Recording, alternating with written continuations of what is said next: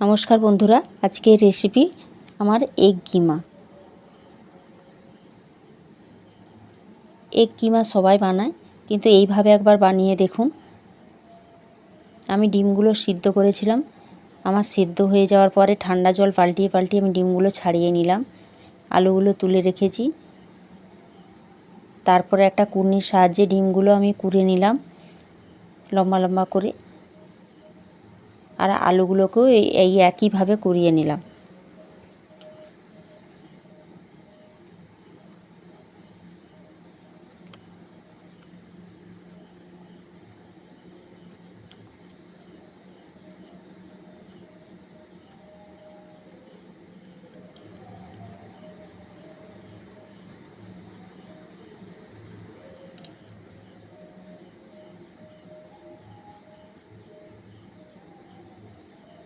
কড়াইতে তেল দিলাম। একটা তেজপাতা দেওয়ার পরে আমি একটা গোটা পেঁয়াজ কুচি করে রেখেছিলাম, আমি ওটাও দিয়ে দিলাম।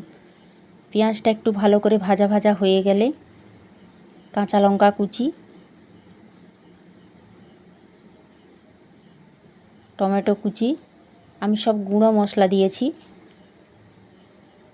লঙ্কা গুঁড়ো হাফ চামচ, হলুদ গুঁড়ো হাফ চামচ, জিরে গুঁড়ো হাফ চামচ, ধনে গুঁড়ো হাফ চামচ, মিট মশলা অল্প দিলাম। খুব ভালো করে কষিয়ে নিয়ে একটু করে জল দিয়ে দিয়ে নেড়ে নেড়ে ভাজতে হবে। পরিমাণ মতো নুন, স্বাদ মতো মিষ্টি একটু দিলাম।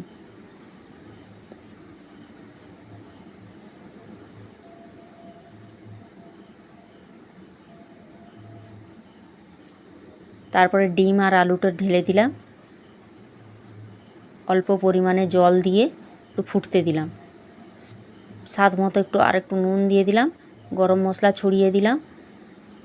ওপর থেকে ধনেপাতা ছড়িয়ে পরিবেশন করুন রুটি পরোটার সাথে এগ কিমা।